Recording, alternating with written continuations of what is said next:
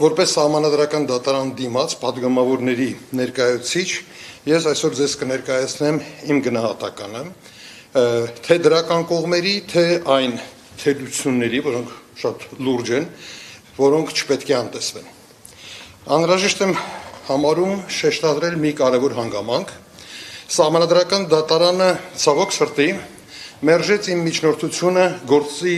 լսումները անցկացնելու բանավոր ընթացակարգով, ինչը խախտում է իրականում սահմանադրական դատարանի մասին օրենքի պահանջները եւ հնարավորությունը իհարկե շատ կարևոր էր, որովհետեւ հանրության համար պայմաններ կստեղծվեին լսելու իրականում, թե որոնք են մեր փաստարկները, ինչ ենք մենք պնդում եւ որ սահմանադրական դրույթներն են դրա հիմքում։ Այնուամենայնիվ այս հնարավորությունը անտեսվեց, այնպես որ ես կփորձեմ այսօր օգտագործել այս հանդիպման հնարավորությունը գոնե համառոտ, բայց ներկայացնելու մեր հիմնական դրույթները, այն դրույթները, որոնք ընկած էին մեր դիմումի հիմքում։ Բայց մինչև շարունակելը կուզենայի մի բան, շատ կարևոր բան հստակ ընդգծել։ Ես ինքս անվերապահ պաշտպանում եմ հանցագործության եւ հատկապես կոռուպցիայի արդյունքներով ձեռք բերված գույքի բռնագանձումը։ Այսինքն այն, ինչ ես հիմա ներկայացնում եմ, ամենևին աղերս չունի, ուրեմն որևէ մի մոտեցման հետ, որ փորձ է արվում պաշտպանել կոռուպցիոն գույքը, ոչ։ Բայց ես ինչքան դեմ եմ, եւ ավելի ինչքան կողմ եմ, որպեսզի կոռուպցիայի արդյունքում ձեռք բերված գույքը բռնագանձվի, ես նույնքան դեմ եմ, որ հիմքում դրվի բացարձակապես այլ պոպուլիստական գաղափար, որ եթե ինչ-որ մեկը հարուստ է, ապա դա նշանակում է, որ նա գողացել է։ Ես նաեւ համարում եմ, որ կոռուպցիայի դեմ պայքարը ինչքան էլ կարեւոր չլինի, այն միևնույն է, չի կարող հիմք հանդիսանալ, որպեսզի խախտվեն սահմանադրական հիմնարար իրավունքները։ Նախքան առաջանցնելը կուզենայի երկու խոսքով հիշեցնել օրենքի էությունը, որտեղ օրենքը ունի երկու հռչակված նպատակ։ Առաջինը դա կոռուպցիայի դեմ պայքարն է եւ այն վերաբերում է նախկին եւ ներկա պաշտոնյաներին։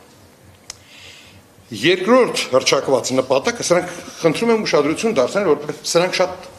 տարբերվող նպատակներ են։ Երկրորդ նպատակը դա ընդհանուր հանցավորության դեմ պայքարն է, որը վերաբերում է անձանց, որոնք օրենքով սահմանված որոշակի ցանկից հանցագործություններ են կատարել, եւ այս դեպքում բացարձակապես էական չէ, այդ մարդիկ պաշտոնյա եղել են, չեն եղել, զբաղեցնում են ներկայումս պաշտոն կամ չեն զբաղեցնում։ Ընդ որում երկրորդ պարագայում հանցավորության դեմ պայքարի պարագայում օրենքը որևէ պահանջ չի դնում, որ հանցագործությունը պետք է դատարանի կողմից հաստատված լինի։ Այսինքն կարող է անգամ ընդհանրապես քրեական գործ հարուցված լինել եւ այլն, եւ ավելին օրենքը նշում է, որ եթե անգամ անձը հանգարց ու արդարացվեց եւ համարվեց, որ նա հանցագործությունը չի կատարել, բռնագանձման վարույթը միևնույնն է պետք է շարունակվի։ Տարօրինակ է, բայց օրենքը պարունակում է նաեւ այդպիսի դրույթ։ Ուսումնասիրության շրջանակն էլ է բավականին լայն, այն ընդգրկում է 1991 թվականի սեպտեմբերից սկսած ձեռք բերված գույքը, եւ օրենքը պարունակում էր դրույթ, որ դա որևէ կապ չունի, արդյոք դա ձեռք է բերվել պաշտոն զբաղեցնելուց առաջ, հետո հանցագործության հետ որևէ կապ ունի, թե ոչ։ Եվ եթե անձը չկարողանար ներկայացնել բավարար ապացույցներ, որ այդ գույքը նա ձեռք է բերել օրինական եկամուտներով, ապա այդ գույքը պետք է բռնագանձվեր։ Այժմ ուզում եմ անդրադառնալ սահմանադրական դատարանի որոշման դրական կողմերին։ Առաջինը, դատարանը հաստատեց մի պարզ եւ շատ տրամաբանական ճշմարտություն, որ հանցավորության դեմ պայքարում բռնագանձվող գույքը պետք է կապ ունենա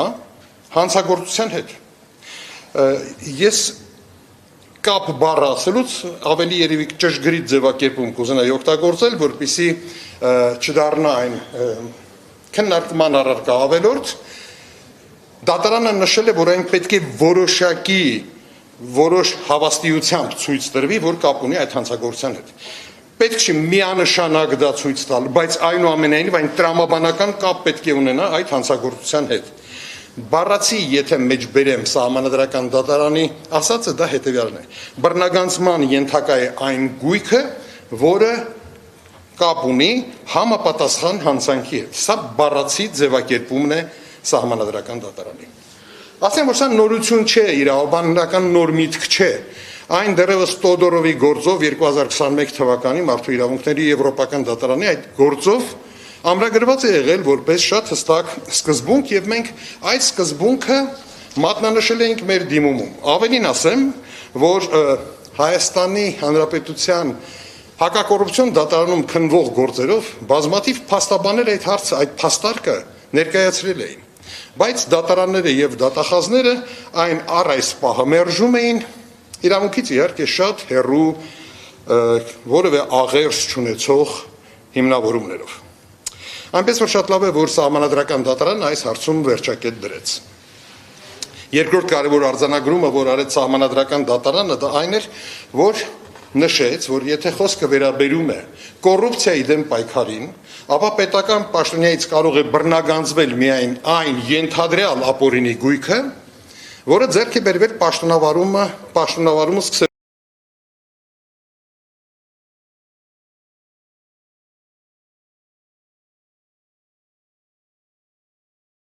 հետո։ Սա էլ է շատ բնական եւ տրամաբանական, որտեղ եթե խոսքը կոռուպցիայի դեմ պայքարի մասին է, ինչ կապ ունի այն գույքը, որը ձեռք է բերվել մինչև պաշտոնի անցնելը։ Եվ կա եւս երրորդ հետաքրքիր մի դրույթ, որը Սահմանադրական դատարանը ամրագրեց, խոսքը վերաբերում է նրան, որ ազգային ժողովը պարտավոր է սահմանել վաղեմության ժամկետ։ Խոսքը վերաբերում է կոռուպցիոն տիպի հանցագործությունների դեմ պայքարի շրջանակներում, որովհետև եթե ինչ-որ մեկը, ինչ-որ մի ժամանակահատված իր կյանքի զբաղեցրել է պետական պաշտոն, եւ դուրս է եկել պաշտոնից, նա չպիտի իր ամբողջ կյանքը սպասի, թե երբ դատախազության ուխտը կչոքի իր դռանը եւ ասի, թե ես որտեղից է այս գույքը, որ դու ձեռք ես բերել այս տարիների ընթացքում։ Ցավոք սրտի այս հարցի վերաբերյալ Սահմանադրական դատարանը արեց ընդամենը կես քայլ, որովհետև ամենաողջամիտը կլիներ, եթե Սահմանադրական դատարանը համարեր այս նորման բացակայությունը վաղեմության ժամկետի հակասահմանադրական եւ ժամկետ տար, որպեսզի ազգային ժողովը այդ ժամանակահատվածում որոշում ընդուներ։ Սակայն դա այդպես չարվեց, ամրագրվեց ավելի շատ որպես բարի ցանկություն, սա ուրեմն վերջին ասածս իսկապես կես քայլ էր։ Սահմանադրական դատարանի որոշումների հիման վրա այժմ պետք է անհապաղ ձեռնարկվեն հետևյալ քայլերը։ Նախ դատախազությունը պարտավոր է հրաժարվել հանցավորության դեմ պայքարի շրջանակներում հարուցված այն բոլոր գործերից, որոնցով կապը չի ներկայացրել այն ենթադրյալ ապօրինի գույքի եւ հանցավոր արարքի հետ։ Առավել եւս դատախազությունը պարտավոր է անհապաղ հրաժարվել բոլոր այն գործերից, որոնցով անձինք արդարացվել են։ Իսկ ինչ վերաբերում է կոռուպցիայի դեմ պայքարի շրջանակներում հարուցված գործերի, ապա այդ գործերի շրջանակներում դատախազությունը պետք է վերահաշվարկ կատարի եւ հրաժարվի այն գույքերի բռնագանձման պահանջից, որոնք ձեռք են բերվել մինչեւ պաշտոն զբաղեցնելը։ Ցավոք սրտի այսքանով ավարտվում է Սահմանադրական դատարանի որոշման դրական կողմերը եւ այժմ ես անցնեմ բացասական կողմերին, թերություններին։ Ամենակարևոր հարցերից մեկը, որը մենք բարձրացրել էինք Սահմանադրական դատարանի առաջ, դա սահմանադրական մի հիմնարար սկզբունք էր եւ այդ հիմնարար սկզբունքը հետեւյալն է.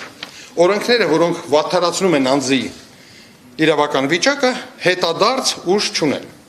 Մենք շատ հստակ մեր դիմումում ցույց էինք տվել, որ օրենքը հետադարձ ուժ ունի, նոր պարտավորություններ է դնում մարդկանց վրա, որտեղ պարտավորեցնում է, որ նրանք ապացուցեն իրենց գույքի օրինականություն եւ պարտավորեցնում են նրանց, որպեսզի նրանք պահպանեին այն ապացույցները, այն գույքի հետ կապված ապացույցները, որոնք նրանք ձեռք են բերել մինչեւ օրենքի ընդունումը։ Այսինքն մեր կարծիքով, եթե ապագայի համար կարելի է նման պահանջ դնել, ապա նախկինում ձեռք բերված գույքի հետ կապված նման պահանջ դնելը դա նշանակում է օրենքին տալ հետադարձ ուժ։ Որպեսզի ավելի պատկերավոր լինի, ես կառաջարկեի մի պահ պատկերացնեք, որ ընդունվում է մի անհեթեթ օրենք, որ ձեր հագի շորերը, եթե դուք չհիմնավորեք, որ ձեռք եք բերել խանութից կամ նվեր եք ստացել, համարվում են ապօրինի եւ ձեզանից պետք է վերցվեն։ Այդ պատկերացրեք մի պահ այդպիսի անհեթեթ օրենք է։ Եթե այդ օրենքը ընդունվի ապա բնական է, որ հետագայում դուք եւ չեկերը կպահպանեք, նվեր ստանալուց էլ մի հատ էլ գրավոր պայմանագիր կստորագրեք, հավանաբար մի հատ էլ նոտարի մոտ գնաք։ Բայց եթե խոսքը վերաբերվի այս պահին ձեր հագած շորերին, հավանաբար գրեթե բոլորդ կհայտնվեք մեր վիճակում, որովհետեւ որևէ մեկի մտքով չէր անցել, որ պետք է պահի, ենթադրենք, անցյալ տարի ձեռք բերված շորերի չեկը։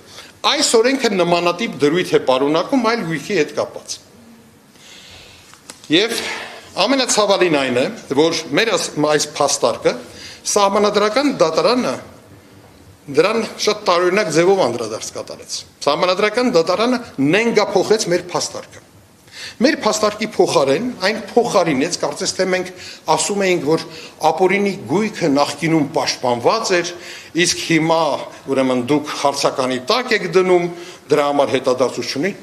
նման բան մեր դիմումը չէր պարունակում։ Բայց սահմանադրական դատարանը հորինեց, իբրև թե մենք նման պնդում ենք արել, եւ հետո հերոսաբար պայքարեց իր իսկ հորինած, բայց մեզ վերագրած դիրքորոշմանը եւ հաջողությամբ հաղթահարեց այն։ Այն է, որ օրենքը պահանջում է, որ անձը պետք է ապացուցի, որ իր գույքը նախկինում ձեռք բերված օրինական եկամուտներով է ձեռք բերվել։ Բայց շատ հաճախ, հատկապես երբ խոսքը վերաբերում է պետական պաշտոնյաներին, այդ ապացույցները այդ պաշտոնյաների մոտ չեն, նրանք գտնվում են պետության ձեռքում։